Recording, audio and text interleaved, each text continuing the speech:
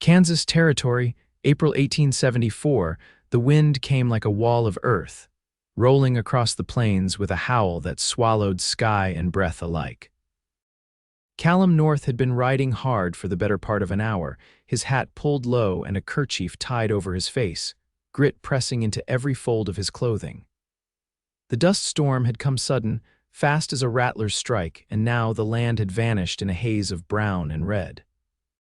His horse, Buck, kept steady beneath him, hooves muffled by the storm swept ground, then he heard it faint but clear. A cry, he slowed the horse, eyes squinting through the swirling cloud. Another cry rose, this time sharper, not just whined, a woman and a child. "Hold on," Callum muttered, pulling Buck toward the sound. Through the dust, he spotted a figure crouched near a low shrub, arms wrapped around something small. The woman's dress was torn at the hem, her boots half covered in dirt. Her hair, once tied back, was tangled from the storm. She looked up as he approached, face streaked with tears and dust. In her arms, a little girl no older than 4 clung to her side, coughing. "Ma'am," Callum called, dismounting fast, "you need to get out of this wind." The woman stared at him, trembling. "We're lost," she said, voice raw.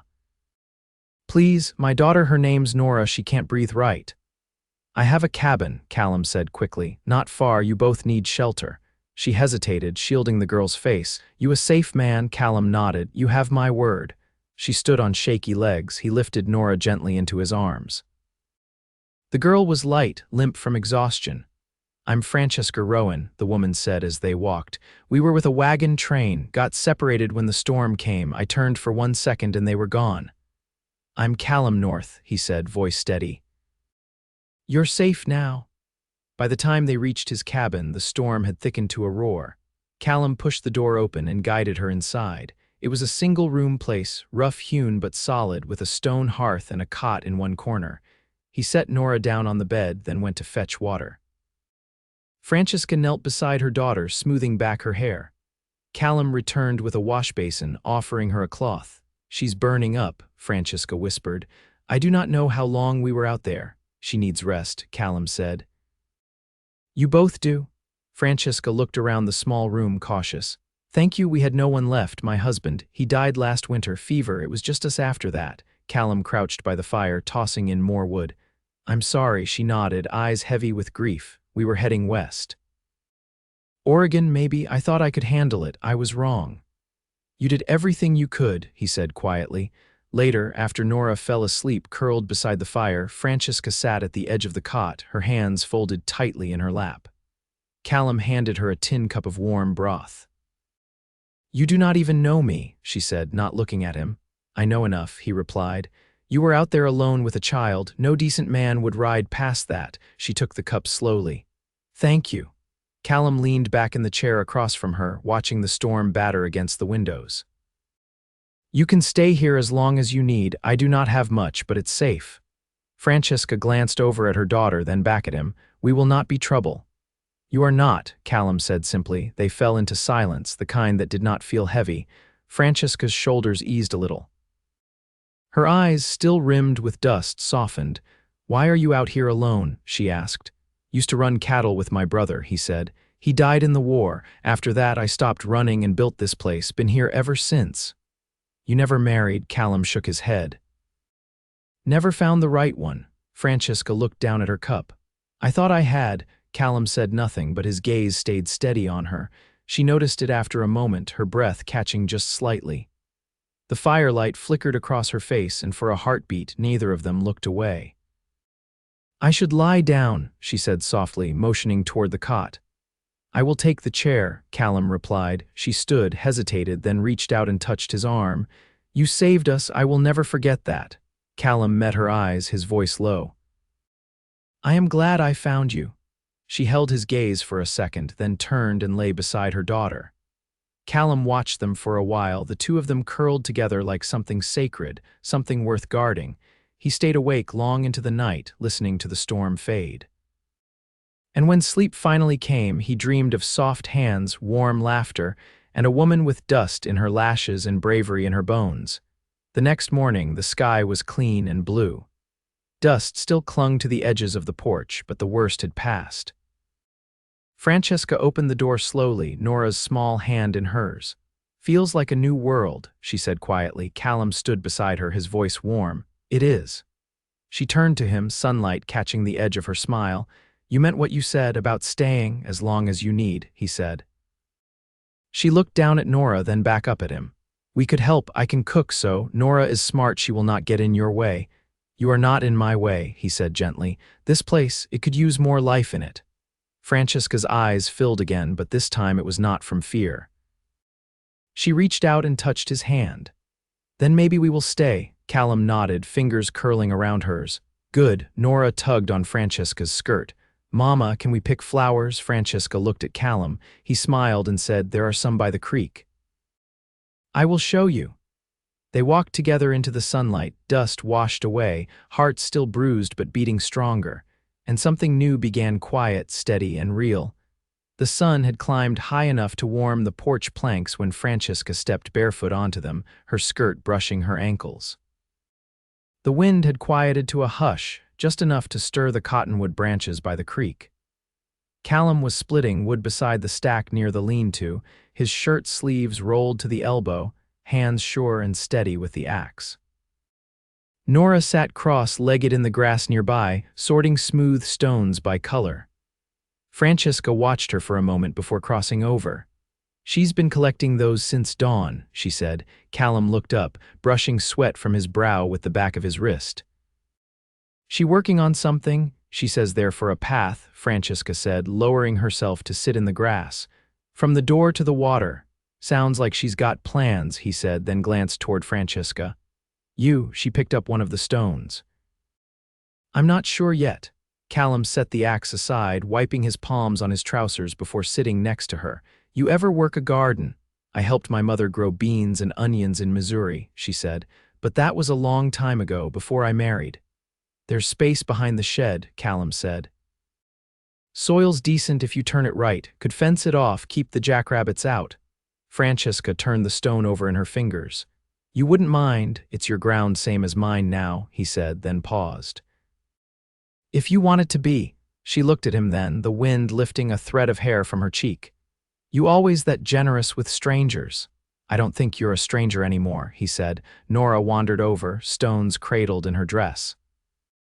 "Mama, can he help with the path?" Francesca looked at Callum. "Well," he smiled down at the girl, "only if I get to pick the first stone."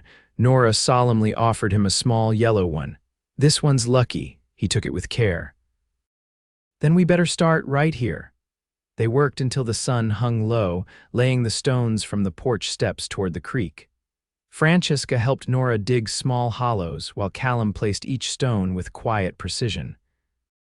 Dirt clung beneath their nails, and Francesca's laughter came freely when Norah placed a particularly crooked one and called it perfect.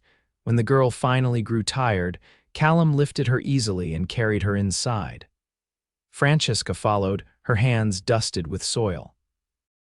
She lit the lamp while he settled Norah onto the cot, covering her with the quilt. "She doesn't wake easy once she's down," Francesca said, watching her daughter's chest rise and fall. Callum nodded. "She's strong." "She is," Francesca said. "She doesn't even know how much." They moved outside again, the evening still and cool. Francesca leaned against the porch post, arms folded. Callum stood beside her, the light from the window behind them casting long shadows across the yard. "My husband never wanted to leave Missouri," she said after a while.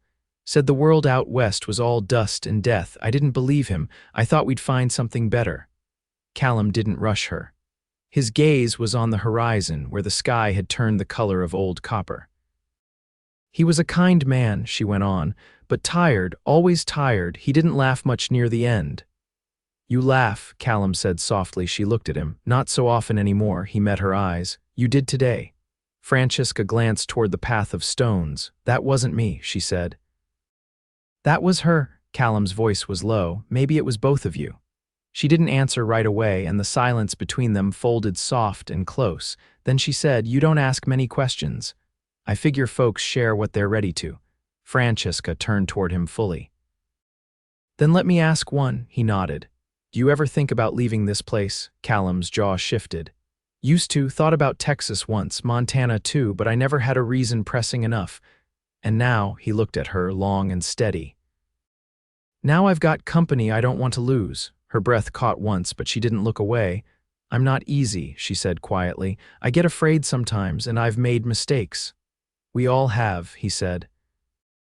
Only thing that matters is what we do now. Francesca stepped a little closer, the hem of her skirt brushing his boot. I don't want to be a burden. You're not, he said, voice certain. You're someone who made it through a storm and came out stronger. She reached for his hand then, her fingers curling around his rough palm.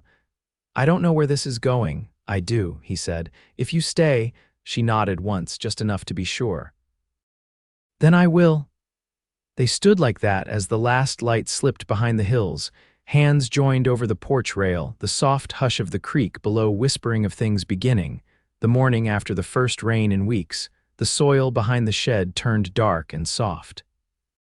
Francesca stood at its edge with a hoe in her hands, sleeves rolled and hair tied back with a strip of linen torn from an old petticoat. Norah crouched nearby, poking at worms with a stick. From the barn, Callum led out the mule, its coat still wet from a rubbing down. You sure you want to work today? He called, adjusting the halter. I've sat still long enough, Francesca said, setting the blade into the earth. If we don't start now, we'll miss the spring turn. Callum tied off the mule near the fence and walked over, hands on his hips. You've got a good eye, that corner there gets the best light. She wiped dirt from her palm with the back of her skirt. I thought tomatoes, maybe squash if you've seed. In the drawer beside the stove, wasn't sure I'd use them again. Francesca paused. You planning on staying here alone forever? Wasn't a plan, he said. Just how it went. She looked up at him, the handle of the hoe leaning into her shoulder. You strike me as a man who thinks before he speaks. I try to. Words carry weight. Then why don't you talk more about yourself? Callum bent to check Norah's little pile of stones and worms. Because I've spent more time listening. Folks out here don't always need another voice, sometimes they need quiet company. Francesca glanced toward the ridge where the storm had rolled in days ago. I've had quiet, I've had too much of it, he straightened. Then I'll talk if you want it. I do. Callum leaned against the fence, letting the sun warm his neck. I was born just outside Tuscumbia in Alabama. My father ran horses, my mother kept chickens and read the Bible out loud every night. There were 4 of us boys. By the end of the war, only me and Ezra were left. She didn't interrupt. Her eyes stayed on him, steady. Ezra came west with me, Callum continued. We drove cattle, fixed fences, broke wild ones. He caught a fever in Dodge and was gone inside a week. Francesca's fingers curled tighter around the hoe. You buried him. Behind the cottonwoods, I built the fence you see there for him. She stepped closer, her voice low. You live with a lot of ghosts. Callum looked at her. They only get loud when I forget to keep living. Norah, oblivious, wandered toward the porch, a worm in each hand. Francesca shook her head and called after her. Back garden only. Callum smiled faintly. She's a handful. Francesca watched her daughter with something that wasn't quite a smile. She's all I have, and I don't always know if I'm doing right by her. You're here. You brought her through a dust storm across half a country. That's more than right. She let out a slow breath. I've never had someone say that and mean it. I don't say what I don't mean. She studied him then, long enough that he shifted his weight once, then stilled again. Would you like to eat with us tonight? She asked. I'd like that. The stew was simple salted pork, barley, dried onion, and Francesca served it with cornbread she'd found the fixings for in the back of Callum's pantry. They ate at the table near the hearth, the 3 of them close enough to hear the crackle of the fire and the occasional scrape of Norah's spoon against her bowl.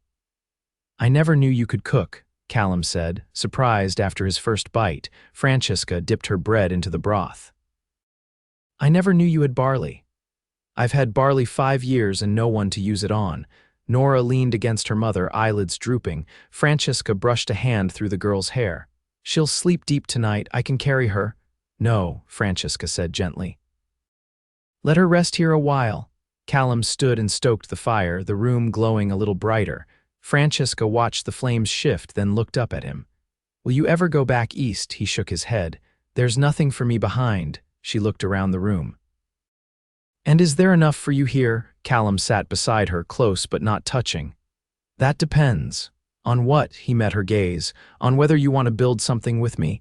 Francesca didn't answer right away. She looked at Norah, then at the garden tools leaning against the far wall, then finally at the man who'd pulled her from the edge of the storm and never once asked for more than she could give.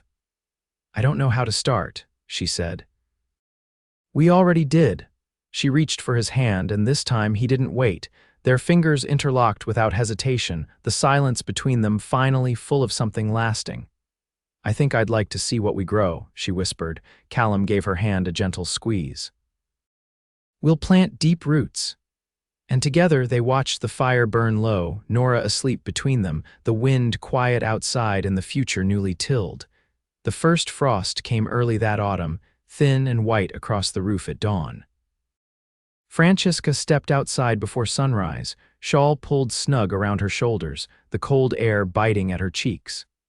From the shed, she gathered the last of what the garden had given them: wilted squash vines, onions dulled in the skin, a few tomatoes that had ripened late.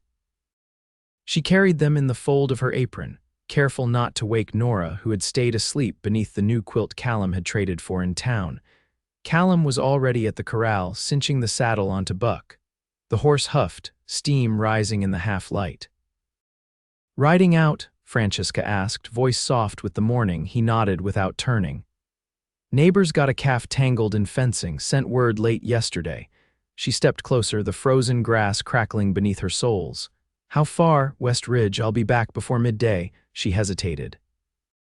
You've never left before breakfast. Callum paused, then looked at her. Didn't want to ride off without seeing you.